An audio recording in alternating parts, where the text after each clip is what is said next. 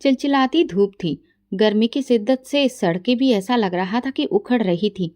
हर तरफ एक अजीब सी खामोशी थी, जैसे सूरज ने खुद ऐलान जंग कर रखा हो। मैं बिरजू अपने पुराने खस्ताहाल ऑटो में बैठा सड़क के किनारे चुपचाप पसीने में डूबा था। दिन के 12 बज चुके थे, लेकिन मेरे ऑटो में आज भी एक भी सवारी नहीं आई थी। ऑटो का हैंडल हाथ में था, लेकिन दिल जैसे कहीं दूर जा चुका था। पत्नी का भूखा चेहरा, बच्चों की रो रो कर सूजी हुई आंखें और खाली बर्तनों की आवाज मेरे मन में बार बार गूंज रही थी। सुबह से पानी के कुछ गिलासों के सिवा कुछ भी मेरे पेट में नहीं गया था। पेट्रोल वैसे ही कम था, और अगर यूं ही खाली ऑटो लिए मैं घूमता फिरता तो वो भी खत्म हो जाता। फिर ना ऑटो चलता, ना मैं सोच रहा था कि शायद आज भी खाली हाथ ही लौटना पड़े कि अचानक सामने से एक कमजोर सी बूढ़ी औरत आती दिखाई दी। हाथ में पुराना सा थैला पड़ा हुआ था, जिसमें कुछ सब्जियां और शायद दवाइयों के कुछ पत्ते रखे थे। चेहरे से साफ दिख रहा था कि वो दिन भर की थकान लिए हैं। उनका पल्लू पसीने से भीगा लग रहा था और कदम लड़खड़ा रहे थे। वो मेरे रिक्शे के पास आई और कहने लगी, बेटा, चौक तक जाना है, छोड़ दोगे? मैंने उनकी तरफ देखा और जैसे अपनी माँ की छवि देख ली हो, अचानक जुबान से निकल गया, 300 लगेंगे अम्मा। वो हिचकिचाई, फिर धीरे से बोली, बेटा, अगर सामान कम होता तो मैं रिक्शा में चली जाती। 300 तो नहीं है मेरे पास, 200 दे सकती हूँ। उनके चेहरे की झुर्रियों में कई कहानियां छुपी थीं। मैं ऑटो के हैंडल से हाथ हटाता हुआ बोल पड़ा, बैठ जाओ अम्मा, छोड़ देता हूँ। उन्होंने हैरत से मुझे देखा, जैसे कि उन्हें यकीन नहीं आया हो। मैंने उनके हाथ से थैला लिया, ऑटो में रखा और खुद भी सवार हो गया। पूरे रास्ते वो मुझे दुआएं देती रही, कह रही थी, भगवान तुम्हें आसान जिंदगी दे बेटा, तुम्हारे बच्चों को खूब तरक्की दे, पत्नी को खुश रखो। मैं चुपचाप सुनता रहा। उनकी हर बात मेरे दिल पर लग रही। ऑटो आगे बढ़ता रहा और मैं सोचता रहा, क्या वाकई भगवान मेरे बच्चों को तरक्की देगा, जबकि आज भी उनके नसीब में सिर्फ सूखी हवा है। जब हम चौक पहुंचे तो अम्मा ने थैला उठाया, जेब से कुछ निकालने लगी। मैंने कहा, अम्मा रहने दो, तुम्हारी दुआएं ही काफी हैं। मेरी आंखों में झांक कर देखकर वो कहने लगी, बेटा, बहुत लोग देखे हैं इस शहर में, लेकिन तुम जैसे दिल वाले कम मिलते हैं। वो चली गई और मैं ऑटो वहीं रोक कर बैठ गया। जेब में कुछ भी नहीं था। कुछ देर यूं ही बैठा रहा। सूरज अब भी वही शिद्दत लिए जल रहा था, मगर मेरे दिल की जलन उससे भी ज्यादा थी। ऑटो वापस घर की तरफ मोड़ दिया। मन में एक ही सवाल था, अब घर जाकर पत्नी को क्या जवाब दूंगा। घर पहुंचा तो पत्नी दरवाजे पर खड़ी थी। उसकी नजरें ऐसी थी जैसे कह रही हो, फिर खाली हाथ आ गए। मैंने घबराई हुई आवाज में कहा, नहीं, 100 रुपए थे, आटा ले आया हूँ, बच्चों को खिला देना, मैं मुंह धोकर आता हूँ। वो कुछ कहे बिना अंदर चली गई। मैं नल के नीचे बैठकर मुंह धो रहा था और साथ साथ आंखों से आंसू भी बह रहे थे। कितना झूठ बोला था मैंने। 100 रुपए कहाँ थे? बस दिल चाहता था कि बच्चों के चेहरे पर थोड़ी सी खुशी देख सकूं। किचन में हल्की सी आवाज आई, जैसे आटा गूंथा जा रहा हो। पत्नी ने रोटियां पकाई, बच्चों को खिलाया, अब और सबने पेट भर के खाना खाया। जब सब खा चुके थे तो बस एक रोटी बची थी। वो मेरे पास आई और कहने लगी, ये तुम खा लो। मैंने मुस्कुराकर जवाब दिया, नहीं, मैं बाहर से कुछ खा चुका हूँ, तुम खा लो। वो मुझे देखती रही। शायद उसे अंदाजा हो गया था कि मैं झूठ बोल रहा हूँ, लेकिन कुछ बोली नहीं। खामोशी से वो रोटी खाने बैठ गई। मैं अपनी जगह बैठा पत्नी को देख रहा था। एक ऐसी औरत जो मेरे पास सब कुछ न होने के बावजूद भी मेरा साथ दे रही थी, जिसने जिंदगी के हर तूफान को सब्र के साथ जिया था और आज भी एक रोटी में हम दोनों की मोहब्बत बांट रही थी। मैंने उसी लम्हे दिल में एक बात तय की, चाहे जैसे भी हालात हों, जब तक जिंदगी है मैं किसी का भला करने से पीछे नहीं हटूंगा। शायद एक दिन भगवान को मेरी अच्छाई पसंद आ जाए। उसी उम्मीद पर मैं रात भर जागता रहा और अगली सुबह दोबारा ऑटो का हैंडल थाम कर सड़क पर निकल आया, नए मंजिल की तलाश में, नए सपने की उम्मीद में। आज भी वही कहानी, और धूप में जलता रहा, मैं भी जलता रहा, मगर ना कोई सवारी मिली, ना कोई उम्मीद। कुछ देर बाद ऑटो एक पेड़ के नीचे खड़ा कर दिया और एक कोने में जा बैठा। जेब में 20 रुपए पड़े थे, जो पानी की बोतल खरीदने के लिए भी नहीं थे। मैं जेब में हाथ डालकर उन 20 रुपयों को मुट्ठी में दबाया और आंखें बंद कर ली। सूरज ढलने लगा तो दिल ने कहा, अब घर चलो, जो होना है हो जाएगा। ऑटो घसीटते हुए मोहल्ले की गली में दाखिल हुआ तो बच्चों की हंसी की आवाज सुनाई दी, लेकिन मेरे घर के सामने एक बार फिर खामोशी छाई थी। दरवाजा खोलकर अंदर गया तो पति ने कोई सवाल नहीं किया, बस मेरी तरफ देखा। नजर वही थी जो दिन ब दिन और ज्यादा तीखी होती जा रही थी। वो खामोशी से अंदर गई, कुछ देर बाद वापस आई और मेरे सामने एक छोटा सा थैला रख दिया। ये आटा है, तुमने कहा था कि ले आए हो, बच्चों ने खा लिया है। मैंने गहरी सांस ली और मुस्कुराकर सिर हिलाया। झूठ एक बार फिर जीत गया, या शायद हार गया। वो मुझे एक अजीब सी नजरों से देखती रही, जैसे वो कहना चाहती हो, अब तो सच बोल दो, मैं संभाल लूंगी। लेकिन हम मर्दों को ये सच बोलने की हिम्मत कब होती है? हम सच बोलते ही नहीं, छुपाते हैं ताकि हमें अपनों का सहारा मिलता रहे। पत्नी ने आटा गूंथना शुरू किया। मैं चारपाई पर बैठा दीवार को घूरता रहा। कुछ देर बाद उसने रोटियां पका ली। बच्चों ने खा लिया तो वो मेरे पास आई। हाथ में एक प्लेट थी जिसमें एक रोटी रखी थी। ये खा लो, तुमने सारा दिन कुछ नहीं खाया होगा। मैंने तुरंत जवाब दिया, मैं तो दोपहर को एक होटल वाले के साथ खा चुका हूँ, तुम खा लो। उसने कहा, अगर वाकई में खा लिया है तो ठीक है, और वो प्लेट लेकर चली गई। मैं पीछे से उसकी थकी हुई कमर को देख रहा था। वो भी जानती थी कि मैं झूठ बोल रहा हूँ, और शायद मैं भी जानता था कि वो जान चुकी है, लेकिन हम दोनों ने कुछ नहीं कहा। रात गहरी होने लगी। बच्चे नींद में सो गए, लेकिन हम दोनों जागते रहे। कभी वो किचन में जाती, कभी बर्तन धोती, कभी खिड़की से बाहर देखती। मैं खामोशी से उसकी हर हरकत देख रहा था। मेरी जुबान पर ताला था, दिल में तूफान। ये वो लम्हे थे जो शब्दों के मोहताज नहीं होते, सिर्फ एहसास में ही जिंदा रहते हैं। मुझे याद आया, एक बार शादी के पहले साल हमने एक छोटा सा केक मिलकर खरीदा था। उस दिन मेरे पास 250 रुपए थे, और हम दोनों ने वो केक खाते हुए वादा किया था कि एक दिन घर होगा, खुशियां होंगी और बच्चे हमें गर्व से देखेंगे। आज वही पत्नी थी, वही मैं, लेकिन केक नहीं था, बस खामोशी थी। रात गई। उसने मुझसे कहा, कभी कभी लगता है कि शायद हम कोई परीक्षा दे रहे हैं। मैंने धीरे से कहा, शायद ये परीक्षा नहीं, हमारे नसीब का हाल है जो कुछ ज्यादा ही सख्त है। वो धीरे से बोली, बस मैं इतना जानती हूँ कि तुम मेहनत करते हो, ये भी जानती हूँ कि तुम झूठ बोल रहे हो, लेकिन इस झूठ में भी एक सच्चाई छुपी है, और वो ये कि तुम चाहते हो कि हम हिम्मत ना हारें। मेरी आंखों से आंसू बहने लगे। उनसे नजरें चुराने के लिए मैंने मुंह फेर लिया। तुमने वो आखिरी रोटी मेरे लिए बचाई थी ना? वो मुस्कुराकर बोली, और तुमने वो रोटी मेरे लिए छोड़ दी थी। यही वो पल था जब मुझे लगा हम दोनों का पेट चाहे खाली हो, मगर दिल मोहब्बत से भरे हुए हैं। मैंने उसकी तरफ हाथ बढ़ाया, उसने थाम लिया। हम दोनों ने उस रात कुछ नहीं खाया, लेकिन ऐसा लग रहा था कि जैसे हमने दुनिया की सबसे बड़ी दौलत पा ली हो। खामोशी में लिपटी हुई मोहब्बत की वो थाली, जिसमें सिर्फ कुर्बानी थी, सब्र था और दुआ की वो महक जो शायद आसमानों तक पहुंच गई थी। सुबह के वक्त सूरज अभी पूरी तरह निकला नहीं था, लेकिन मेरे दिल पर अंधेरे पहले से छाए थे। मैं बिस्तर से उठा, नहा धोकर कपड़े बदले और खामोशी से ऑटो की चाबी लेकर बाहर आ गया। पत्नी ने कुछ नहीं पूछा, शायद वो जान गई थी कि मेरे पास कहने को कुछ नहीं बचा। ऑटो सड़क पर लाया तो पहला झटका तब लगा जब सीट पर बैठते ही अंदाजा हुआ कि पेट्रोल तकरीबन खत्म हो चुका है। कल के 2-3 चक्कर में टंकी को बिल्कुल खाली कर दिया था। जेब में हाथ डाला तो बस चंद सिक्के थे, जो शायद एक चाय के कप के भी ना होते। दिल ने कहा, वापस जाओ, आज का दिन भी यूं ही गुजरने दो। लेकिन फिर वो सपना, वो वादे और बच्चों के चेहरे सामने आ गए, और मैंने रिक्शा स्टार्ट कर दिया। पेट्रोल पंप वही पुराना था जहां कई बार मैंने घंटों खड़े होकर दूसरों को पेट्रोल भरवाते देखा था। आज फिर एक बार उसी उम्मीद के साथ गया कि शायद पंप वाले अमित भैया मुझ पर रहम खा ले। अमित भैया भले ही स्वभाव के सख्त मिजाज इंसान थे, लेकिन मोहल्ले के ही थे, इसलिए उनसे कुछ जान पहचान हो गई थी। ऑटो पेट्रोल पंप के सामने लाकर रोका और हिचकिचाते हुए कहा, अमित भैया 5 लीटर डाल देंगे? कल तक दे दूंगा पैसे। उन्होंने मुझे सिर से पांव तक देखा, जैसे मेरी हालत को तोल रहे हों।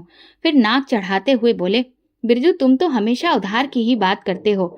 हम भी भाई कारोबार करते हैं, कोई दान नहीं देते। पहले जो उधार दिया था वो भी 3 दिन बाद दिया था। मैंने झुकी निगाहों से कहा, जानता हूँ, लेकिन अब की बार वादा है, कल सुबह तक चुका दूंगा।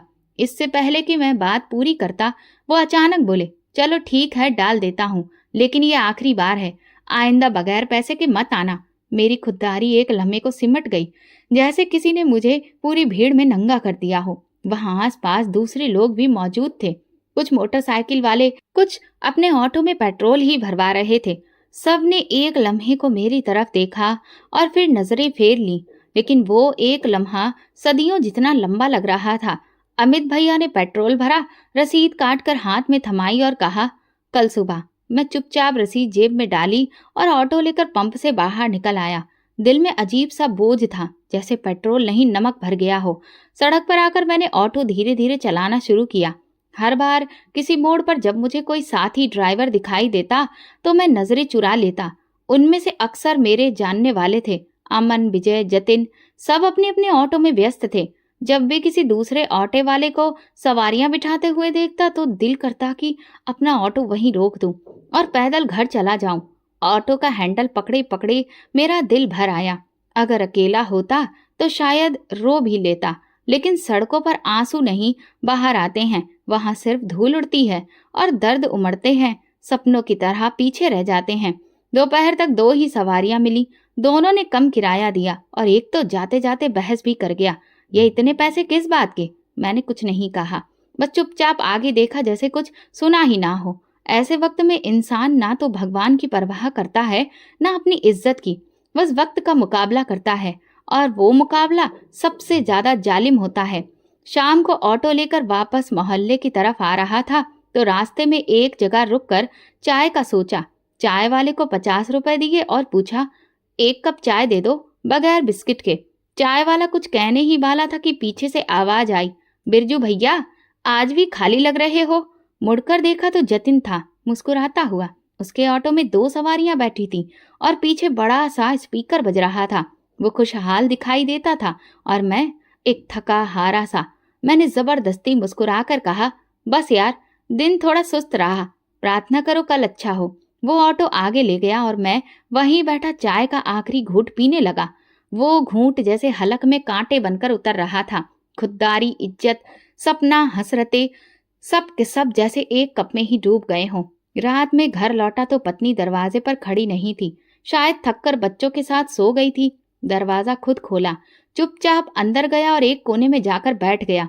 आज भी कुछ नहीं लाया था और कल भी जाने क्या होगा, लेकिन उस लम्हे दिल में एक प्रार्थना आई, भगवान, अगर मेरी मेहनत ही काफी नहीं तो कोई और ही रास्ता दिखा दो। लेकिन अब मेरे हौसले भी कमजोर पड़ने लगे हैं और मैं रात के अंधेरे में खुद से लड़ता रहा, इस उम्मीद के सहारे जो शायद कहीं अंदर अब भी जिंदा थी।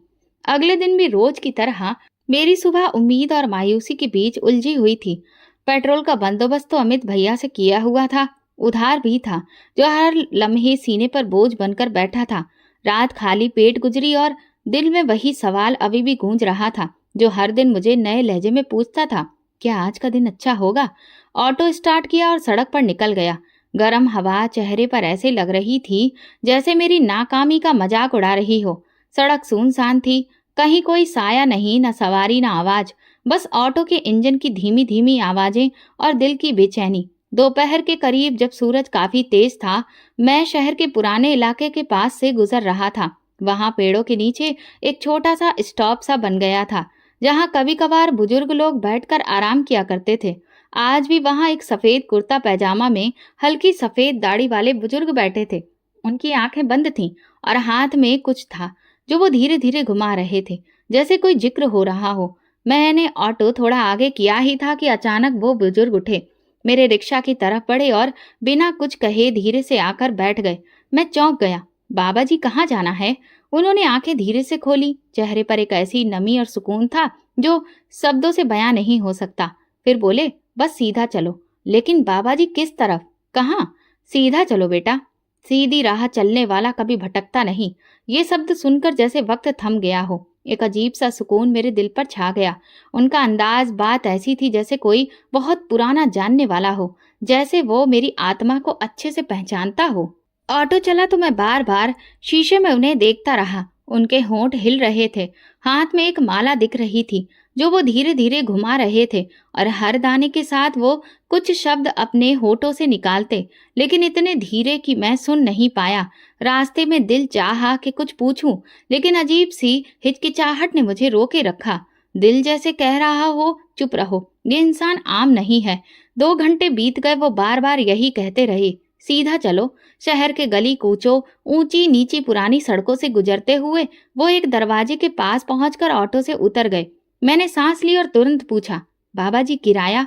उन्होंने मेरी तरफ देखा। उनकी निगाह में ना गुस्सा था ना नरमी, बस एक गहराई थी, जैसे कई जमाने उनकी आंखों में ठहरे हों। बोले, भगवान के बंदों से पैसे नहीं मांगते बेटा, ये तो परीक्षा है और तुम्हें तो इनाम मिलेगा, अभी नहीं लेकिन जल्द ही। ये कहकर वो माला फेरते हुए कुछ पढ़ते रहे और धीरे धीरे उस दरवाजे की तरफ बढ़ते चले गए।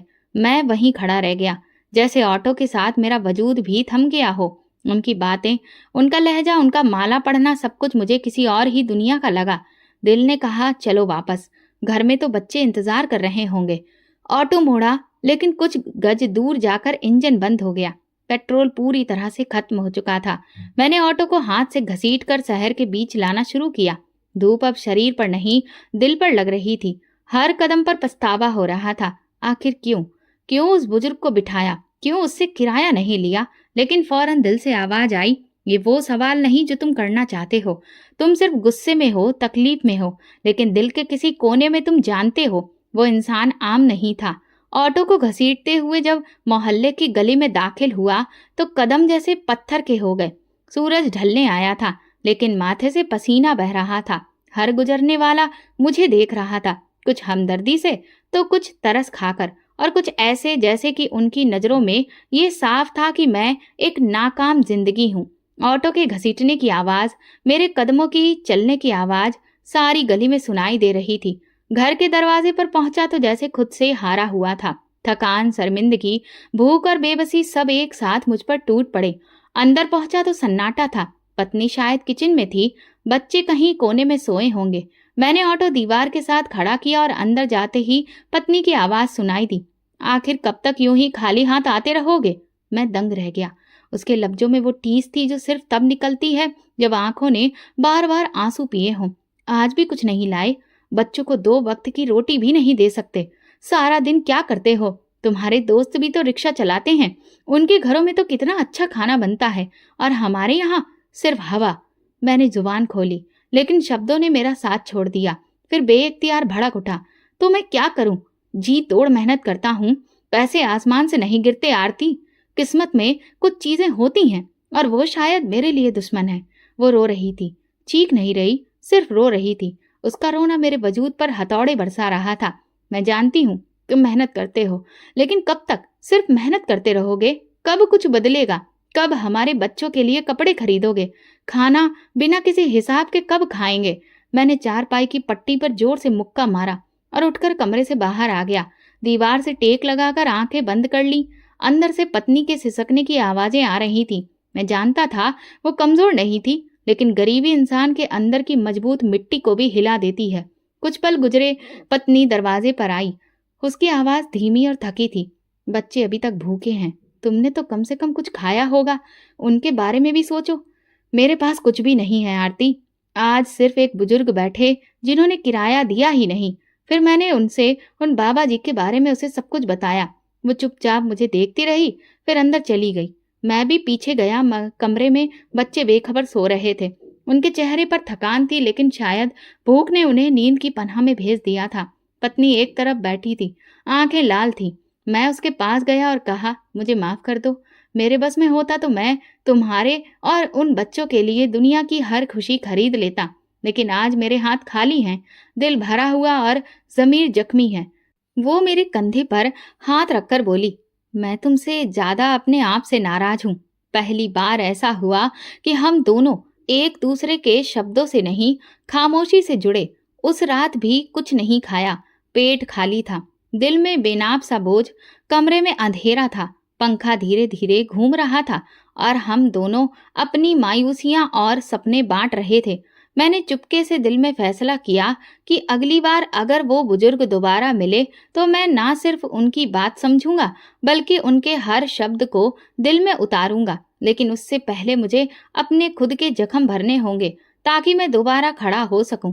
मुझे समझ आ चुका था कि कुछ ना कुछ जरूर बदलने वाला है। सुबह हुई, लेकिन रात मेरी आंखों में कटी थी। कोशिश की, मगर खामोशी, भूखे सोते बच्चों के चेहरे, सब जैसे किसी फिल्म की तरह मेरी आंखों के सामने चल रहा था। पत्नी किचन में नहीं थी। दरवाजे पे नजर गई तो देखा वो कुछ कपड़े एक बैग में डाल रही थी। बच्चे पास बैठे थे, खामोश, सहमे हुए। मैंने हैरानी से पूछा, ये क्या हो रहा है आरती? उसने मेरी तरफ देखा और फिर धीरे से बोली, अब बस बहुत हो गया। अब बच्चों को लेकर मैं मायके जा रही हूँ। माँ के घर में शायद एक वक्त की रोटी तो मिल जाएगी। उसके ये शब्द मुझे तीर की तरह चुभे और आंखों में आंखें डालने की हिम्मत भी नहीं बची। मैं कुछ ना बोला।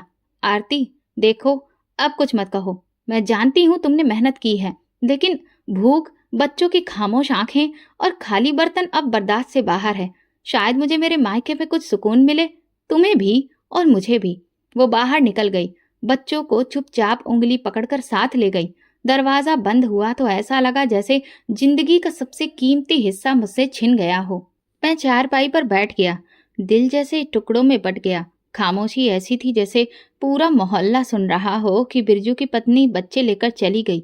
घंटा यूं ही बैठा रहा, हाथों में चेहरा छुपाए। कभी दरवाजे को देखता तो कभी खुद को। रात को बिस्तर पर लेटता तो नींद आंखों से कोसों दूर थी। मुझे हमारी शादी की पहली रात याद आई, जब आरती ने जागते हुए कहा था कि मैं सादी जिंदगी पसंद करती हूँ, बस जिसमें सच्चाई हो, इज्जत और सुकून हो। मैंने हंसते हुए वादा किया था कि ये सब होगा, तुम मेरा साथ दे देना। कितनी अजीब बात है, वादा मैंने किया, निभाया उसने। मैंने उसे कुछ नहीं दिया, ना अच्छे कपड़े, ना सैर सपाटा, ना खुशियां, लेकिन वो हर हाल में मेरे साथ रही। कभी शिकायत नहीं की, कभी सवाल नहीं किया। हर बार मेरे झूठ को चुपचाप बर्दाश्त करती रही। हर बार बच्चों की भूख पर अपना दिल मारती रही। और जब वो रूठ गई तो शायद मैं खुद से रूठ गया। आंखें बंद की तो उसके आखिरी शब्द कानों में गूंज रहे थे, शायद एक वक्त की रोटी मिल जाए। दिन में दर्द उठा, ऐसा लगा जैसे मैं सब कुछ हार चुका हूँ, सिर्फ पत्नी नहीं, अपनी जमीन भी। सुबह उठा तो मन हताश था, इसलिए मंदिर चला गया। भगवान के सामने बैठा तो आंसू निकल पड़े। मैंने उस औरत को तकलीफ क्यों दी जो हमेशा मेरे साथ खड़ी रही? हे भगवान, मुझ पर रहम करो। बस कैसे भी मेरी पत्नी का दिल बदल दो, वो मेरा घर फिर से आबाद कर दे। घर लौटा तो कुछ हल्का लग रहा था। कपड़े बदले, चाय पी और सीधा अपने ससुराल गया। बहुत ही चाहत लग रही थी, लेकिन नीयत साफ थी। दरवाजे पर पहुंचा तो आरती की छोटी बहन मिली। उसने मुझे हैरत से देखा, फिर अंदर बुला लिया। आरती आंगन में बैठी थी, बच्चे आसपास खेल रहे थे। उसने मुझे देखा तो चेहरा सुन्न हो गया। मैं उसके सामने हाथ जोड़कर बैठ गया और कहा, मैं तुमसे माफी मांगने आया हूँ आरती। वो कुछ देर चुप रही, फिर बोली, माफी से पेट नहीं भरता, लेकिन नीयत बदल सकती है। आरती, मैं जानता हूँ कि तुम थक चुकी हो, लेकिन मैं भी अब वो बिरजू नहीं रहा। कल रात पहली बार मैंने खुद को आईने में देखा और बहुत शर्मिंदा हुआ। वो बच्चों की तरफ देखते हुए बोली, तुम्हें यकीन है कि सब बदलेगा? मैंने कहा, नहीं, लेकिन उम्मीद है। और अब की बार वो उम्मीद प्रार्थनाओं से जुड़ी है, और तुम्हारे बिना ये प्रार्थना अधूरी है। आरती की आंखें भर आईं, लेकिन उसने हाथ बढ़ाकर कहा, चलो घर चलते हैं।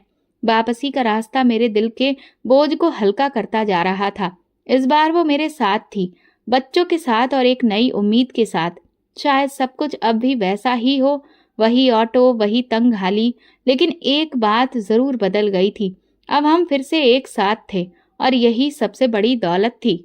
अगली सुबह मैंने हिम्मत की, पुराने दोस्त नवीन के पास गया। वो कभी मेरे साथ स्कूल में पढ़ता था, लेकिन किस्मत ने उसे किसी दुकान पर सेल्समैन बना दिया था, जहां तनख्वाह तो कम थी, लेकिन वक्त पर आ जाती थी।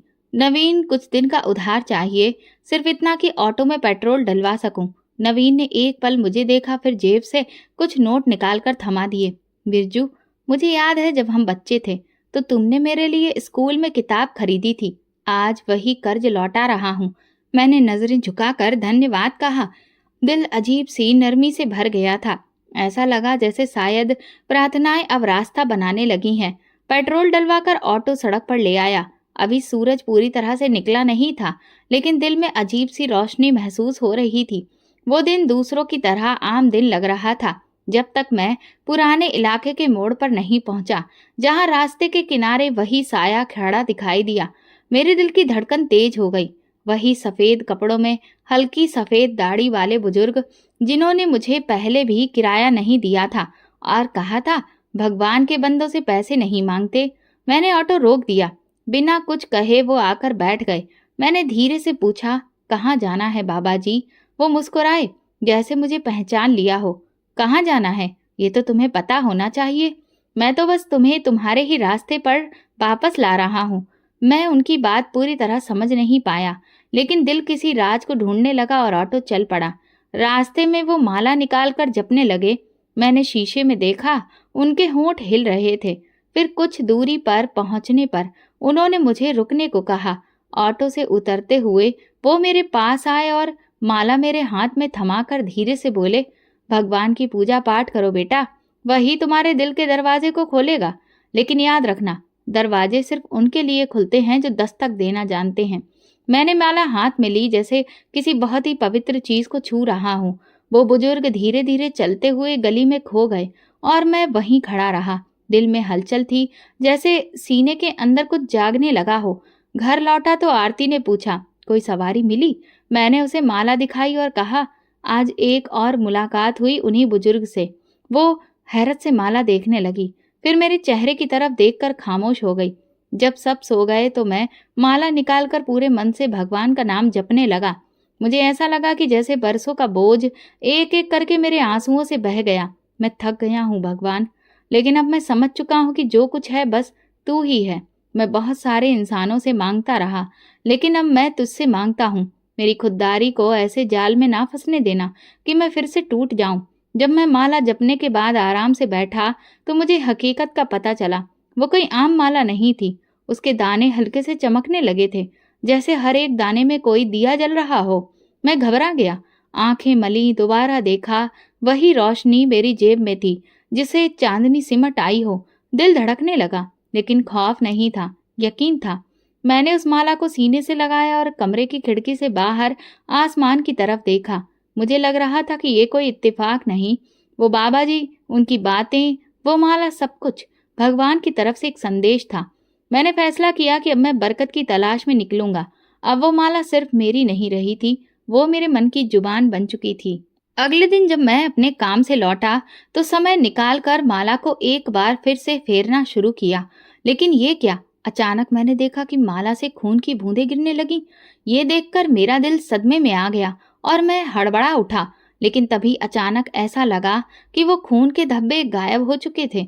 मैंने हथेली फर्श पर मारी, लेकिन वहां कुछ भी नहीं था। ये शायद मेरा वहम था या कोई सपना, ये कुछ और था, मैं नहीं जानता। मुझे बस इतना पता था कि मैं जाग रहा हूँ। मेरी सांसें तेज थीं, आंखें नम और दिल बेकाबू। कमरे में बिल्कुल खामोशी थी, लेकिन दिल में तूफान उठने लगा। मैंने उस माला को अपनी हथेलियों के बीच दबा लिया, आंखें बंद की और भगवान से कहा, तुम भला मुझे क्या दिखाना चाहते हो?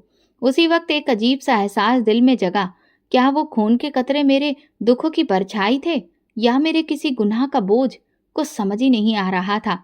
अगले दिन जब मैं ऑटो में बैठकर शहर की तरफ गया तो सुबह से शाम हो गई, लेकिन कोई सवारी बहुत मुश्किल से ही मिली। फिर भी चेहरे पर थकान के बावजूद दिल में सुकून था, ऐसा सुकून जो इंसान को टूटने से पहले थाम लेता है। जब मैं मोहल्ले में दाखिल हुआ और गली के मोड़ पर पहुंचा तो सामने का मंजर देखकर ऑटो का हैंडल हाथ से छूटते छूटते बचा। मेरा दिल धक्क से रह गया। मेरे घर के सामने भीड़ लगी थी, औरतें, बच्चे, नौजवान सब लाइन में खड़े थे। कुछ के हाथों में खाली बर्तन थे, कुछ अपने कपड़ों का दामन फैलाए खड़े थे। मैं जल्दी से ऑटो एक तरफ रोका और लोगों की तरफ बढ़ा। एक नौजवान लड़का मेरे पास आया और खुशी से बोला, अरे बिरजू भैया, भगवान ने तो आपको खूब दिया है। हलवा पूरी इतनी अच्छी है कि हाथ ही चाटते रह जाएं। मैं चौंक गया, ये क्या कह रहे हो भैया? बोला, अरे आपके घर से तो डोंगियां निकली हैं जो सबको बांटी जा रही हैं। सब लोग आपको दुआएं दे रहे हैं। मैं कुछ बोल ना सका, जल्दी से आगे बढ़ा और जब घर के दरवाजे पर पहुंचा तो हैरान रह गया। आरती किचन के दरवाजे पर खड़ी लोगों को प्लेटों में हलवा पूड़ी दे रही थी। बच्चों के चेहरे खिल रहे थे और वो उन डोंगियों के पास बैठे खुशी से शोर मचा रहे थे। मेरे कदम जैसे थम गए, आंखें फटी की फटी रह गईं। आरती, ये सब कहाँ से आया? उसने मुझे देखा और मुस्कुराई, फिर प्लेट में हलवा पूड़ी निकालते हुए बोली, एक बुजुर्ग आए थे, सफेद दाढ़ी वाले, वही जिनका जिक्र तुम करते हो। उन्होंने एक गाड़ी से 6 डोंगियां निकलवाई, हमारे घर में रखवाई और कहा, भगवान के नाम पर बांटो, वो तुम्हें और देगा। मैं दंग रह गया। क्या वही बुजुर्ग थे? हाँ, वो बोली। मैं उनकी आंखों में एक अजीब सा सुकून देख रही थी। इतना कहकर वो चले गए थे। मैंने पूछा भी आप कौन हैं, कहाँ से आए हैं, तो मुस्कुराकर बोले हमें पहचानने के लिए नजर चाहिए और देने के लिए नियत। फिर वो चले गए। ऐसा लगा कि जैसे मेरी प्रार्थनाओं का जवाब मुझे भगवान ने दिया हो। ये हलवा पूरी, ये खुशबू, ये सब सच्चाई है। आरती ने पलटकर मुझे देखा। हाँ, ये सब सच है। बात तो ये है कि जितनी बनाती जा रही हूँ वो डोंगियां खाली नहीं हो रही। मैं उन बर्तनों में झांक कर देखता तो वे सच में हलवा पूरी से भरे पड़े थे, जो खत्म ही नहीं हो रहे थे। मेरी आंखें नम हो गईं। मैं जमीन पर बैठ गया और दोनों हाथों को चेहरे पर रख लिया। लोग आ जा रहे थे। आरती खाना बांट रही थी। बच्चे हंस रहे थे। मैं खामोशी से रो रहा था। ये आंसू खुशी के नहीं थे, ये शुक्र अदा करने के थे। जैसे कि भगवान किसी गुनहगार की पुकार सुन ले और जवाब खुद जमीन पर भेज दे। कुछ देर बाद आरती मेरे पास आई और कंधे पर हाथ रखकर बोली, तुम्हें भगवान ने याद किया है, इसीलिए उन्होंने अपने बंदे को तुम्हारे पास भेजा। मैंने उससे कहा, आरती, मैं कल रात माला फेर रहा था जिसमें सिर्फ मेरा दिल डूबा था, शब्द नहीं, और आज भगवान ने जवाब भेजा। वो मुस्कुराई और शायद अब वो वक्त आ गया था कि हम भी वो करने लगे जो हमसे पहले कभी ना हो सका, लोगों को देना। मैंने सिर हिला दिया। हाँ, शायद यही राज है तरक्की का, किसी को कुछ देना बिना किसी हिसाब किताब के। मैं देख रहा था कि लोग जाते हुए हाथ उठाकर हमें दुआएं दे रहे थे। आरती के चेहरे पर वो सुकून था जो वर्षों बाद लौटा था। उसी दिन पहली बार मुझे यकीन आया कि चमत्कार अब भी होते हैं, और जब भगवान देता है तो वो किसी के भी हाथों भेज सकता है, जैसे उस बुजुर्ग के हाथों भेजा था। वो रात किसी सपने जैसी थी। ना भूख थी, ना वो खामोशी जिसने हमारे घर को बरसों से कैद कर रखा था। अब कोई बोझ नहीं था, बल्कि सुकून था। क्या ये चमत्कार सिर्फ एक दिन का था? फिर मेरे दिल में ख्याल आया, लेकिन एक दिन से भी तो उम्मीद जाग गई है। शायद कल भी वो आए। अगली सुबह मैं माला लेकर, भगवान से प्रार्थना करके अपना ऑटो लेकर सड़क पर निकला तो महसूस हुआ जैसे हवा भी आज नरम हो गई हो। वो तंगी जो पहले मुझे महसूस होती थी, कहीं पीछे रह गई थी। दिन में 2 सवारी की बजाय 5 सवारियां मिली, और सबसे अजीब बात यह कि किसी ने किराया कम करवाने की कोशिश भी नहीं की। शाम को थकावट जरूर थी, लेकिन दिल खुश था। जेब में कुछ पैसे थे और चेहरे पर सुकून। घर पहुंचा तो गली में आज भी भीड़ लगी थी। सब दुआएं दे रहे थे। मैं जल्दी से अंदर गया तो वही मंजर दोबारा देखा। आरती हाथ में प्लेट पकड़कर खाना निकाल रही थी। मैंने उससे पूछा तो वो मुस्कुराकर बोली, हाँ, आज फिर से वही बुजुर्ग आए थे। सुबह सुबह जब मैं झाड़ू लगा रही थी, उन्होंने मुझे फिर से वही आदेश दिया। अब तो जैसे ये रोज का सिलसिला बन गया था। धीरे धीरे सब बेहतर होने लगा।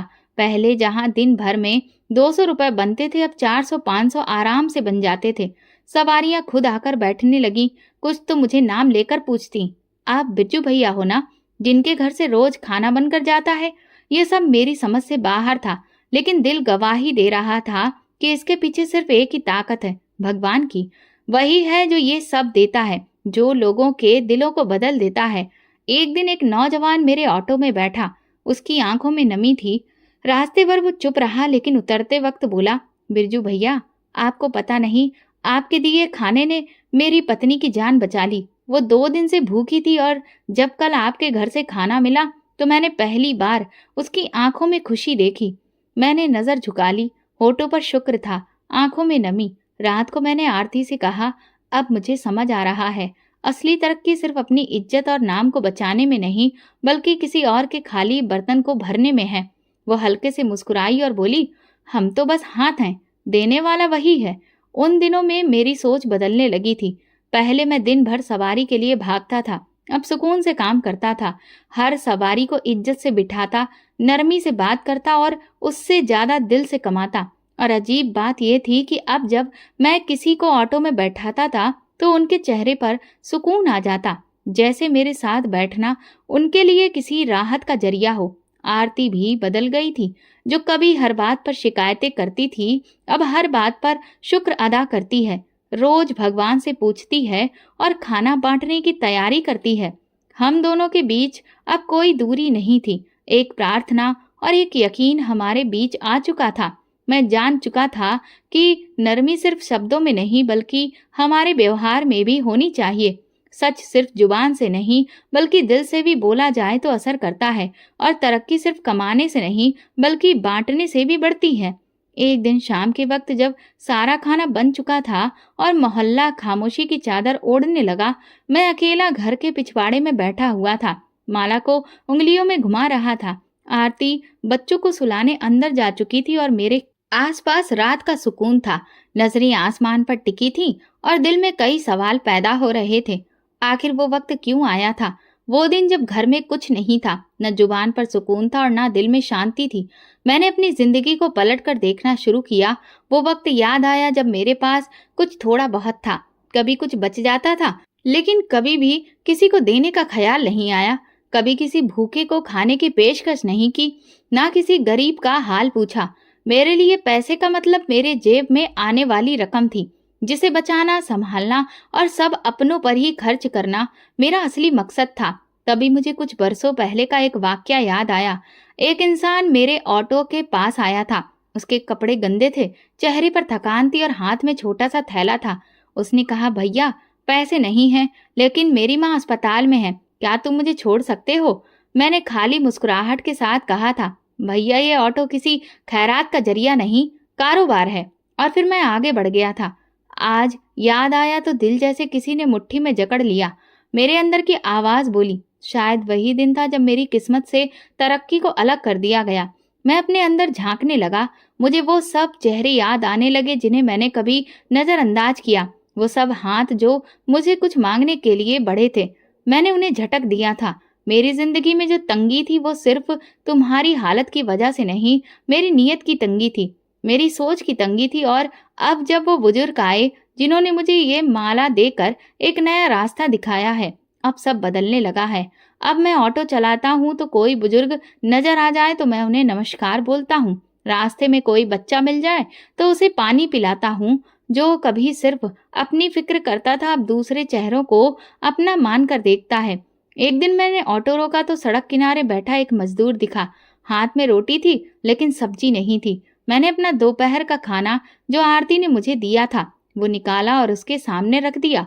वो चौंका, फिर मुस्कुराकर बोला, भैया भगवान तुम्हें और देगा। मैंने कहा, हाँ, अब मैं जान गया हूँ, भगवान उसे देता है जो बांटना जानता है।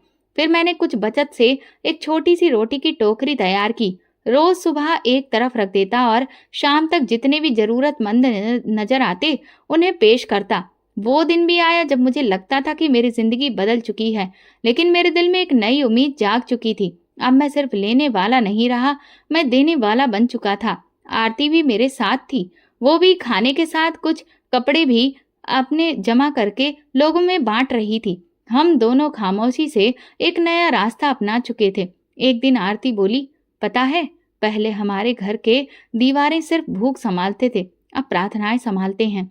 मैंने सर हिलाकर कहा, और मुझे समझ आ गया है कि हमारे पास पहले दिल की कमी होती थी। अब हमारा सफर बदल चुका था। अब मैं सिर्फ ऑटो नहीं चलाता, मैं अपने भगवान के एहसान को भी अदा कर रहा था। मेरी जिंदगी का हर दिन, हर गली, हर चेहरा एक याद था कि जो कुछ भी तुम्हारे पास है वो तुम्हारा नहीं, वो भगवान की अमानत है। हमें समझ में आ चुका था कि तरक्की हाथ की मेहनत में नहीं, दूसरों की मदद में है। 10 साल बीत गए, वक्त जैसे पंख लगाकर उड़ गया हो। उस दिन के बाद वो बुजुर्ग दोबारा कभी नजर नहीं आए, ना वो गाड़ी और ना ही सफेद दाढ़ी वाले वो बाबा। उनकी सुकून भरी आवाज, लेकिन उनकी दी हुई माला अभी भी मेरे पास है, वैसी ही है। वो मेरे हर फैसले में मेरे साथ हैं। जब आखिरी बार वो डोंगी लेकर बाबा आए थे तो मैं और आरती समझ चुके थे कि ये किस्सा हमें रास्ता दिखाने का था। अब हमें इस रास्ते पर खुद चलना है। उसी दिन से मैंने एक छोटा सा किचन किराए पर लिया। शुरू में सिर्फ 3 दिन खाना बनाया जाता था, जो खुद जाकर मैं गरीबों को बांट देता था। आरती ने अपने जेवर बेचकर बर्तन खरीदे और हमने फैसला किया कि जितना हो सकेगा करेंगे। अगर कुछ नहीं हो सका तब भगवान के दरवाजे पर जाकर हाथ फैलाएंगे, लेकिन इंसानों के आगे नहीं। फिर एक दिन ऐसा आया जब एक ऊंचे दर्जे वाला मेरे ऑटो में बैठा। रास्ते भर वो चुप रहा, लेकिन उतरते वक्त अचानक बोला, तुम्हारी बातों से लगता है तुम कुछ नेकी का काम करते हो। मैंने बताया कि मैं ऑटो चलाता हूँ और लोगों को खाना भी खिलाता हूँ। उसने मुझे ध्यान से देखा और कहा, कल मेरे दफ्तर आओ, कुछ काम है। मैं अगले दिन गया। उसने गंभीरता से कहा, तुम्हारी सच्चाई ने मेरे दिल को छू लिया है। मैं चाहता हूँ कि तुम्हारे खाने का काम और बेहतर हो। मैं सारा खर्चा उठाऊंगा। तुम बस अच्छे से काम करो। वो दिन मेरी जिंदगी का नया मोड़ था। अब मैं ऑटो नहीं चलाता, लेकिन रोज कम से कम 500 लोगों को खाना जरूर खिलाता हूँ। वही गली, वही मोहल्ला। अब मेरी रोटी की छोटी सी किचन से खुशबू निकलती है और दरवाजे पर हर दिन वही मंजर होता है जो किसी जमाने में मेरे घर के सामने हुआ करता था। भीड़ लगी होती है, बर्तन होते हैं, आंखों में शुक्र की चमक। लोग कहते हैं बिरजू भैया के दरवाजे से कोई भूखा वापस नहीं जाता, और मैं सिर्फ मुस्कुराता हूँ, क्योंकि मैं जानता हूँ कि ये सब मेरे भगवान की वजह से है। ये उस बुजुर्ग की दुआ है, उनका माला का राज है जो आज भी मेरे तकिए के नीचे रखी रहती है। मेरा बेटा स्कूल जाता है और बेटी कॉलेज जाने की तैयारी कर रही है। आरती अब औरतों की टीम संभालती है, जो खाना पकाती है और बनाती है और जरूरतमंद घरों तक भी पहुंचाती है। मेरा घर अब वो सिर्फ मेरे बच्चों का नहीं, भगवान के बंदों का घर बन चुका है। मुझे याद है, एक दिन एक फकीर ने खाना खाते हुए कहा था, बिरजू, तुम्हारे हाथ में भगवान ने बरकत डाल दी है। मैंने उसे पल आंखें बंद करके दिल में कहा, भगवान, जब तक ये हाथ चल रहे हैं, इन्हें अपना आशीर्वाद देते रहना। मैं अपने इस सफर में एक बात सीख चुका था, जब नीयत बदलती है तो नसीब भी बदलता है। जब दिल साफ हो तो रास्ते खुद खुल जाते हैं, और जब कोई बंदा सिर्फ भगवान के लिए काम करता है तो उसे भगवान और देता है। फिर सारी दुनिया की दौलत भी उसके मुकाबले में कम लगती है। मैं बुजुर्ग को कभी भी नहीं भूल सकता। यही मेरी जिंदगी की कहानी है, बिरजू की कहानी, जो कभी एक सिक्का बचाने के लिए इनकार कर देता था और आज बिना मांगे देता है, क्योंकि उस रात मैं समझ चुका था कि तरक्की हिसाब से नहीं, नीयत से आती है। और मेरे लिए सबसे बड़ा चमत्कार यही है कि मैं अब सिर्फ तरक्की के लिए नहीं, प्रार्थना और दुआओं के लिए कमाता हूँ। जहाँ दिल साफ हो तो मदद का जज्बा अपने आप पैदा हो जाता है, और भगवान खुद हमारे सामने ऐसे रास्ते खोल देता है जिनके बारे में इंसान कभी सोच भी नहीं सकता। तो दोस्तों, अगर आपको हमारी कहानी पसंद आई हो तो कमेंट करके जरूर बताएं। वीडियो को लाइक करें और ज्यादा से ज्यादा शेयर करें। अगर आप चैनल पर नए हैं तो सब्सक्राइब जरूर करें और नोटिफिकेशन बेल दबाएं, ताकि अगली अपडेट सबसे पहले आपको मिले। धन्यवाद। मेरा नाम कल्पना है। मैंने अपनी बेटी को आवाज लगाई, उठो बेटी, तुम्हारे स्कूल जाने का समय हो रहा है और आज जाना भी तुम्हारे लिए बहुत जरूरी है, क्योंकि आज तुम्हारी परीक्षा का दिन है। मेरी सबसे खूबसूरत बेटी नेहा, मैंने जल्दी उठकर उसके लिए उसकी पसंद का नाश्ता बनाया था। वो अब जवान हो चुकी थी। उसकी उम्र 19 साल थी और आज उसकी 12वीं की पहली परीक्षा थी। मैंने अपनी बेटी को अपनी तरह अनपढ़ जाहिल नहीं बनाया था। मैं उसको एक कामयाब इंसान बनाना चाहती थी। मैं चाहती थी कि मेरी बेटी पढ़ लिखकर इतनी कामयाब हो जाए कि अपनी माँ की गरीबी को पूरी तरह से मिटा दे, अपनी और अपनी माँ की जिंदगी को आसान करने के लिए जी तोड़ मेहनत करे। वो 4 साल की थी तब मैंने उसका स्कूल में एडमिशन करवाया था। तभी मेरी आंखों में चमक थी कि यही मेरी बेटी एक दिन मेरी मेहनत बर्बाद नहीं करेगी। मगर अब ना जाने मेरी बेटी को क्या हो गया था। मैं कई दिनों से उसे देख रही थी कि वो बहुत डरी हुई थी। मैं उससे उसके डरने की वजह पूछती तो वो हंसकर इनकार कर देती। मैं उसकी माँ थी। भले ही मैंने उसको जन्म नहीं दिया था, लेकिन उसके चेहरे की उदासी को और उसके दिल की परेशानी को मैं अच्छी तरह से समझ गई थी। उसके चेहरे पर छाई उदासी कुछ गलत होने का अंदेशा दे रही थी। मैंने उसे तसल्ली दिलाई कि तुम्हें परेशान होने की ज़रूरत नहीं है बेटा, तुम्हें तो मैंने बहुत बहादुर बनाया है। तुम अच्छी तरह से जानती हो कि आज तुम्हारी परीक्षा में जाना कितना ज़रूरी है। अगर तुमने अपनी परीक्षा नहीं दी तो तुम्हारी 12 साल की पढ़ाई बेकार हो जाएगी। मगर वो अपने दिमाग में ना जाने कैसी सोच लेकर बैठी हुई थी, कितना परेशान हो रही थी। फिर अचानक उसने मुझसे ही कैसी बात कही जिसे सुनकर मैं हैरान रह गई। माँ, सुनो। मैंने कहा, हाँ बेटा, क्या कहना चाहती हो? उसने कहा कि ठीक है, मैं एग्जाम देने के लिए जा रही हूँ। मैं तैयार हूँ, लेकिन आपको मुझे स्कूल छोड़ने के लिए जाना होगा। मैंने कहा, बेटा, मैंने तुम्हें बहादुर बनाया है। तुम मेरी बहुत अच्छी बेटी हो, तो आज तुम ऐसी हिम्मत क्यों हार रही हो? उसने कहा कि नहीं माँ, बस मेरा मन कर रहा है कि आज आप मुझे स्कूल छोड़कर आओ। मैं उसकी बात पर खामोश हो गई। हमेशा तो वो अकेली ही स्कूल जाया करती थी। मैंने उसको आत्मनिर्भर बनाया था और बताया था कि किसी से भी डरने की कोई ज़रूरत नहीं है। ये दुनिया डरने वालों को और ज़्यादा कमज़ोर समझती है। वो मेरी बातों को बहुत अच्छी तरह से जानती थी, मगर आज वो बहुत परेशान थी। इसलिए मैंने खुशी खुशी कहा कि ठीक है बेटा, तुम तैयार हो जाओ और नाश्ता कर लो, मैं तुम्हें स्कूल छोड़ आती हूँ। पता नहीं आज मेरी बहादुर बेटी को क्या हो गया। मैंने आज उसकी ख्वाहिश पूरी कर दी थी और मैं उसे स्कूल छोड़ने के लिए चली गई थी। रास्ते में वो धीरे धीरे चल रही थी। ऐसा लग रहा था जैसे उसे किसी के आने का डर है, क्योंकि वो इधर उधर देख रही थी और थोड़ी घबरा भी रही थी। मैंने उसके कंधे पर हाथ रखा और कहा कि बेटा, तुम्हारी माँ तुम्हारे साथ है, तुम आराम से जाओ, अपने दिमाग से सारे बुरे ख्याल निकाल दो और सिर्फ अपनी परीक्षा पर ध्यान दो। उसने मुस्कुराकर मेरी तरफ देखा। मैंने कहा, लौटते में तुम अपने मोहल्ले की सहेलियों के साथ घर आ जाना, डरना मत। उसने कहा कि ठीक है माँ। मैं उसे स्कूल छोड़कर और तसल्ली देकर वापस आ गई थी, लेकिन मेरा दिल वहीं पर अटका हुआ था। मुझे बार बार अपनी बेटी की फिक्र हो रही थी। वो इतनी ज्यादा परेशान थी। उस हिसाब से तो मुझे ऐसा ही लग रहा था कि वो ठीक से परीक्षा नहीं दे पाएगी, क्योंकि उसका ध्यान अपनी परेशानी पर है। ऐसी कंडीशन में जब इंसान का माइंड डाइवर्ट हो जाता है तो वो अपने काम से भी ध्यान हटाने लगता है। आज मुझे फिर से अपने काम पर जाना था। मेरा रोज का काम था। मैं कचरा चुनने का काम किया करती थी, इसलिए सारे काम खत्म करने के बाद मैं जैसे ही अपने काम के लिए रवाना हो गई तो वापसी में सोचा कि बेटी के स्कूल का टाइम हो गया, उसकी छुट्टी होने वाली होगी। मैं उसे जाकर ले आती हूँ, उसे अकेला भी नहीं आना पड़ेगा और मेरे साथ आएगी तो उसे थोड़ी राहत भी मिलेंगे। मैं हैरान रह गई।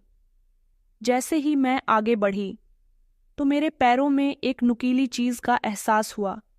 झुककर मैंने देखा तो ये देखकर मेरे पैरों तले से जमीन निकल गई कि वो नुकीली चीज को और नहीं बल्कि मेरे बेटी के गले में लटका हुआ लॉकेट था, जो मुझे इस समय अपने घर के पीछे वाली गली में मिला था। मेरा शरीर कांपने लगा कि अगर मेरी बेटी का लॉकेट यहाँ पर मौजूद है तो मेरी बेटी कहाँ है। मेरा दिल जोर जोर से धड़क रहा था। मुझे नेहा की फिक्र हो रही थी। वह जल्दी से दौड़कर अपनी बेटी की तलाश में स्कूल के लिए निकल गई थी। जैसे ही वहां पहुंची तो वहां से पता चला कि उसकी परीक्षा हो चुकी है। उसने जल्दी ही परीक्षा दे दी थी और उसकी तबीयत भी ठीक नहीं थी। उसकी सारी सहेलियां भी वहां से निकल ही रही थीं, लेकिन वो उनसे पहले निकलकर जा चुकी थी। ये बात सुनकर तो मेरे होश उड़ गए कि अगर वो स्कूल से जल्दी घर चली गई है, फिर अभी तक घर पर क्यों नहीं पहुंची। स्कूल से घर तक का रास्ता सिर्फ 10 मिनट का था। मेरे शरीर की जान निकल गई कि मेरी जान से प्यारी बेटी आखिर कहाँ चली गई है। मैंने उसे बहुत लाड प्यार से पाला था। मेरी आंखों से आंसू बहने लगे। मैं इधर उधर उसे तलाश करती फिर रही थी, पागलों की तरह उसे ढूंढ रही थी। हर गली हर कोने को देखने लगी, लेकिन मेरी बेटी मुझे कहीं भी नजर नहीं आई। अब मेरा दिल जोर जोर से धड़कने लगा था। मुझे बहुत घबराहट हो रही थी। मेरे शरीर से पसीने छूटने लगे थे, क्योंकि उसको खोने का ख्याल भी अगर मेरे दिमाग में आ जाता तो मैं डर जाती थी। फिर मुझे याद आया कि पिछले कुछ दिनों से नेहा काफी परेशान नजर आ रही थी। उसने मुझे बताया था कि एक अमीर लड़का उसके पीछे पड़ा हुआ है, गलियों में उसको स्कूल से आते जाते देखता है। इसलिए मुझे और ज्यादा डर लग रहा था। मुझे अपनी बेटी की बताई हुई एक एक बात याद आने लगी, और सुबह जब वो परीक्षा देने के लिए भी इनकार कर रही थी, मैं समझ गई कि मेरी बेटी का डरना, उसका घबराना बिल्कुल ठीक था। लेकिन मैंने उसकी बात ना मानकर बहुत बड़ी गलती की। मैंने क्यों उसे एग्जाम देने के लिए भेज दिया। मुझे लगा कि मुझे एक बार घर भी जाकर देखना चाहिए, कहीं वो घर पर तो नहीं चली गई। इसलिए मैं मरे मरे कदमों के साथ जब घर के दरवाजे पर आई तो ये देखकर मेरे शरीर की जान निकल गई कि मेरे घर का दरवाज़ा तो पहले से ही खुला हुआ था। मैंने खामोशी से अंदर झांक कर देखा तो अंदर का नज़ारा देखकर मेरे पैरों तले से ज़मीन निकल गई। मैंने अपने मुंह पर हाथ रख दिया और मैं वहीं दरवाजे पर खड़े होकर फूट फूट कर रोने लगी। ये नज़ारा ही कुछ ऐसा था। मुझे लगा कि जैसे अब मेरी पूरी जिंदगी बर्बाद हो जाएगी। मैं वहीं बैठ गई और जोर जोर से रोने लगी। मुझे नहीं पता था कि मैं इस नज़ारे को अपनी आंखों से कैसे मिलाऊंगी। ये दिन देखने से पहले मैं मर क्यों नहीं गई। मैंने दरवाजे पर खड़े होकर एक जोरदार चीख मारी और अंदर मौजूद वह अमीर लड़का, जो मेरी बेटी नेहा के साथ जबरदस्ती करने की कोशिश कर रहा था, एकदम से अपनी जगह से उछल पड़ा। उसे उम्मीद नहीं थी कि मैं वहां आ जाऊंगी और उसे मौके पर ही पकड़ लूंगी। मेरे दिमाग में सब कुछ घूमने लगा। मेरी समझ नहीं आ रहा था कि मैं आखिर कौन सा कदम उठाऊं, क्योंकि वह अमीर लड़का कोई और नहीं बल्कि एक ऐसा इंसान था जिसे मैं कभी देखना भी नहीं चाहती थी। मैंने उसे पहचान लिया था, वही शक्ल, वही चेहरा। अब मेरे सामने सारी कंडीशन ऐसी बन गई थी जैसे मैं अपनी जगह पर मूर्ति बनकर खड़ी हो गई।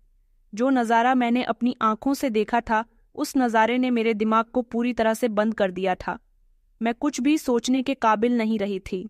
समझ नहीं आ रहा था कि अब क्या करूं, क्या होगा। फिर मैं अपनी पुरानी जिंदगी में खो गई।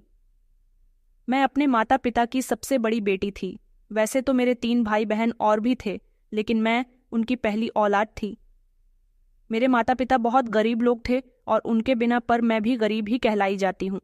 मैं सबसे बड़ी थी, इसलिए घर की जिम्मेदारी भी सबसे ज्यादा मुझ पर ही आई थी। घर की जिम्मेदारियां सबसे ज्यादा मुझे ही समझाई जाती थीं। तभी तो मुझे एहसास हुआ था कि बड़ा होना कोई आसान काम नहीं होता। बड़ा बनने के लिए भी काफी सारी कीमतें चुकाई जाती है। मेरी माँ ने मुझ पर घर के सारे काम की जिम्मेदारी तो कम उम्र में ही डाल दी थी। मुझसे मेरे खेलने के दिन छीन लिए थे और उन छोटे छोटे हाथों में घर के बर्तन दे दिए गए थे कि रसोई की जिम्मेदारी संभालो। यहाँ तक कि छोटे भाई बहनों की जिम्मेदारी भी मुझ पर लगा दी गई थी। मैं सारी जिम्मेदारियां बहुत अच्छी तरह से निभाने लगी थीं। मेरे पिता की कमाई बहुत कम थी, इसलिए कभी कभी हमें एक वक्त का खाना ही मिलता था। माँ ने हम बहन भाइयों को शुरू से ही थोड़े में सब्र करना सिखाया था, इसलिए हम एक समय का खाना खाने को भी अपनी खुशनसीबी समझते थे। दिन अच्छे नहीं तो बस ठीक ठाक गुजर रहे थे कि एक दिन ये कैसी खबर आई जिसे सुनकर मुझे अपने कानों पर विश्वास नहीं हो रहा था। मेरे पिताजी जो मामूली सी नौकरी किया करते थे, थोड़े बहुत पैसे घर आ जाते थे जिनसे हम लोगों का जैसे तैसे गुजारा चल रहा था। अब उनकी वो नौकरी भी चली गई थी। वो बीमार हो गए थे, इसलिए कोई भी उन्हें काम पर रखने के लिए तैयार नहीं था। तब मैंने और माँ ने घर चलाने का फैसला किया। हमें कच्ची आबादी के करीब रहते थे। हमारा घर भी छोटा था और कच्चा सही घर था। वहाँ के लोग हमेशा कचरा चुनकर कबाड़ी वाले को बेचा करते थे। माँ ने मुझसे कहा कि अब तुम्हें ही बड़ी बनकर घर के खर्च संभालने पड़ेंगे। बेटा, मैं नौकरी कर लेती, लेकिन तुम जानती हो कि तुम्हारे पिता घर में बीमार पड़े हुए हैं। बहन भाई अभी छोटे हैं, अगर मैं चली गई तो उनका ख्याल कौन रखेगा? इसलिए कहती हूँ कि तुम काम करो। मेरी हड्डियों में भी वैसे इतनी जान नहीं है कि मैं सारा दिन कचरा चुनूं। तुम ये काम कर लो और घर के सारे काम, तुम्हारे पिता की देखभाल और भाई बहन की देखभाल की भी जिम्मेदारी मैं ले लेती हूँ। मुझे इस बात से कोई दिक्कत नहीं थी, क्योंकि माँ वैसे भी पिताजी की सेवा में लगी रहती थी। मेरे पिताजी को इस बात का बहुत अफसोस था कि अब वो कमाने काबिल नहीं रहे। वो बूढ़े हो चुके थे। मैंने घर की जिम्मेदारियां अपने कंधों पर उठा ली थीं और सिर्फ 17 साल की उम्र में ही मैंने कचरा चुनने का काम शुरू कर दिया था, ताकि हम लोग भूखे न रह सके। गरीब इंसान अपनी बाकी ज़रूरत को एक तरफ रख देता है, सिर्फ अपने पेट की भूख के बारे में सोचता है, क्योंकि उसकी पहली और आखिरी ज़रूरत पेट भर नहीं होती है। हमारे मोहल्ले के सारे लोग यही काम किया करते थे। सब सुबह सवेरे काम पर निकल जाते और शाम को वापस आती तो कबाड़ वाले को सारा सामान देकर पैसे लेकर ही वापस आया करते थे। इस काम में बेइज्जती थी, शर्मिंदगी थी, लेकिन गरीब इंसान अपने पेट की भूख मिटाने के लिए कहा, इज्जत और बेइज्जती को देखता है। मुझे भी इतने पैसे मिल जाते थे कि हमारा घर चल जाता था। मैंने माँ और पिताजी से कहा था कि आप लोगों को परेशान होने की ज़रूरत नहीं है, मैं जब तक हूँ तब तक सब कुछ ठीक चलता रहेगा। पिताजी कहते थे कि नहीं बेटा, मैं सारी जिंदगी तुम्हें ये काम करने नहीं दूंगा। मैंने कहा, तो फिर पिताजी जल्दी से आप ठीक हो जाओ। जब आप ठीक हो जाओगे तो मैं ये काम छोड़ दूंगी, लेकिन जब तक आप बीमार हो तब तक मैं आपकी मदद करती रहूंगी। माँ भी बहुत अफसोस में थी कि उन्हें अपनी जवान बेटी को इस तरह कचरा चुनने के लिए भेजना पड़ रहा है, लेकिन ये मेरी किस्मत थी। मुझे मेहनत करने में कोई शर्म महसूस नहीं होती थी, क्योंकि शुरू से ही मैंने यही माहौल। मैं तो फिर भी ऊपर वाले का शुक्रिया अदा किया करती थी कि उसने मुझे काम करने वालों में से बनाया, सुस्ती और आलस से बचाया है। सुबह सवेरे ही मैं नाश्ता करने के बाद घर से निकल जाती थी। सारा दिन कचरा एक बोरे में जमा करती रहती और शाम के समय मेरे पास इतना कचरा हो जाता था कि उसके मुँह 600 या 700 पूरे दिन के मिल जाते थे। ये पैसे भी मेरे लिए बहुत थे। पिताजी इस हाल में मुझे देखते तो बहुत ज्यादा परेशान हो जाते थे और उन्हें इस बात का दुख होता था कि सारी जिम्मेदारी उनकी बड़ी बेटी पर आ गई है। लेकिन मैं उन्हें यही समझाया करती थी कि आप जब बिल्कुल ठीक हो जाओगे तो फिर मैं सारी जिम्मेदारी से आज़ाद हो जाऊंगी, ये काम आप कर लेना। पिताजी ठीक क्या होते? वो तो दिन ब दिन बीमार होते जा रहे थे और फिर एक वक्त ऐसा भी आया कि वो हमें इस दुनिया में अकेला छोड़कर चले गए। वो भले ही बीमार थे, लेकिन घर में उनका होना भी हमारे लिए काफ़ी था। वो दिन मेरे लिए बहुत बड़े दुख का दिन था जब मेरे पिता इस दुनिया से विदा हुए। मैंने 2-3 साल तक खाने पीने से भी मुंह मोल लिया था। मुझे कुछ भी अच्छा नहीं लग रहा था, मगर इंसान कब तक किसी मरे हुए का दुख करता है? एक ना एक दिन तो उसे संभलना ही पड़ता है। इसलिए मैं भी संभल गई थी। पिताजी के मरने के बाद घर की जिम्मेदारियों में और ज्यादा बढ़ावा हो गया था। मेरे दूसरे भाई बहन काफी छोटे थे, उन्हें समझ भी नहीं थी, सिर्फ मैं ही एक बड़ी थी। मेरी माँ पिताजी के शोक में आंधी हो गई थी। अब वह बीमार रहने लगी थी, इसलिए मुझे ज्यादा मेहनत करनी पड़ रही थी। हल्की हल्की रोशनी फैल रही होती थी। मैं उसी समय पर घर से निकल जाती थी और फिर रात को भी देर से घर वापस लौटती थी। जवान लड़की के लिए घर से बाहर निकलना आसान नहीं था। कदम कदम पर मुझे दरिंदों और भेड़ियों का सामना करना पड़ता था, जिनसे मैं किसी न किसी तरह बचकर निकल आई थी। ये सब मेरे साथ बिहेवियर की वजह थी। अगर कोई मुझ पर गंदी नज़र डालने की कोशिश करता तो मैं उसे कुछ ऐसा कड़वा बोल देती कि वो खुद ही पीछे हो जाता और मैं अपना पीछा उसे छुड़ा लिया करती थी। जिंदगी बहुत तंग हो गई थी। रातों को उठ उठ कर रोया करती थी। ऊपर वाले से प्रार्थना किया करती थी कि मेरी जिंदगी को आसान कर दो। अब मैं बहुत परेशान हो गई हूँ और मुझसे ये सब बर्दाश्त नहीं होता। मैं चाहती थी कि मुझे कोई ऐसी नौकरी मिल जाए जहाँ मुझे शर्मिंदगी उठानी ना पड़े, जहाँ मुझे अपनी इज्जत गंवाने का डर ना हो। जब सब लोग ये देखते थे कि मैं कचरा चुनने का काम करती हूँ तो लोग मुझे अजीब अजीब नज़रों से देखा करते थे, जैसे ही कोई बहुत बड़ा काम हो। मैं किसी के घर में चोरी तो नहीं कर रही थी, ये मेहनत का काम था और इसलिए मेरा घर चलता था। भला मैं इस काम से कैसे मुंह मोड़ सकती थी जिससे मेरा घर चला था? मैंने लोगों की बातों पर ध्यान देना छोड़ दिया था और अपना काम जारी रखा। अब मैं 19 साल की हो चुकी थी। पिताजी की मौत को भी 2 साल गुजर गए थे। मेरे भाई बहन थोड़े से बड़े क्या हुए? मेरी माँ को अब मेरी फिक्र सताना बंद हो गई थी। उन्हें नहीं पता था कि मैं कहाँ जाती हूँ, क्या कर रही हूँ। उन्हें तो बस पैसों से मतलब था। मतलब अब मेरे घर में मेरी कोई अहमियत बाकी नहीं रही थी। उसी दौरान मेरे साथ कचरा चुनने वाले एक लड़के ने मुझे पसंद कर लिया था। वो बहुत अच्छा था, उसकी आदत भी बहुत अच्छी थी। वो मुझसे मोहब्बत करने लगा था।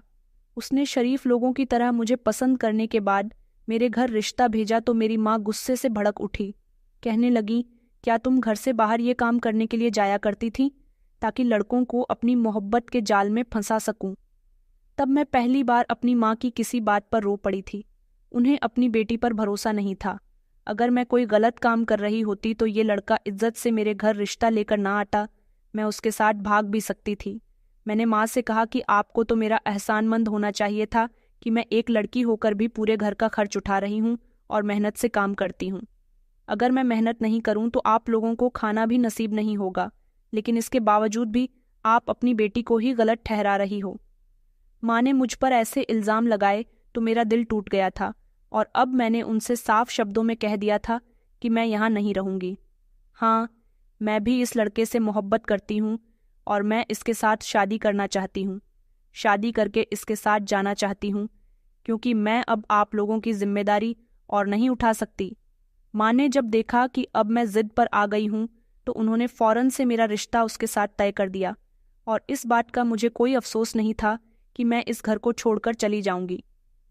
ये इस घर का खर्च कौन संभालेगा? क्योंकि मेरी माँ ने बड़ी बेटी होने के नाते मुझसे जो सुलूक किया था वो मेरे लिए बर्दाश्त के काबिल नहीं था। उन्होंने मुझे बहुत बुरा भला कहा था, अपनी ही बेटी को चरित्रहीन कहा था। खाली हाथों से मेरी शादी तो कर दी थी, साथ ही विदा होते समय ये भी कह दिया था कि दोबारा पलटकर यहाँ पर कभी मत आना, क्योंकि तुमने अपनी जिंदगी को चुना है वहीं पर मगन रहना और कभी भूल कर भी यहाँ पर मत भटकना। उन्होंने एक नज़र मुझे प्यार से देखा भी नहीं था। मैंने उन लोगों के लिए क्या कुछ नहीं किया था। माँ की बात सुनकर मुझे बहुत हैरानी हुई थी कि उन्होंने मुझे मेरी ही शादी वाले दिन ये कैसा तोहफा दिया था। मैं ये सब कुछ बड़ी मुश्किल से बर्दाश्त करती रही थी। विदा होकर मैं अपनी ससुराल आ गई थी। मेरे पति भी लावारिस थे, उनका इस दुनिया में कोई नहीं था, लेकिन वो भी कचरा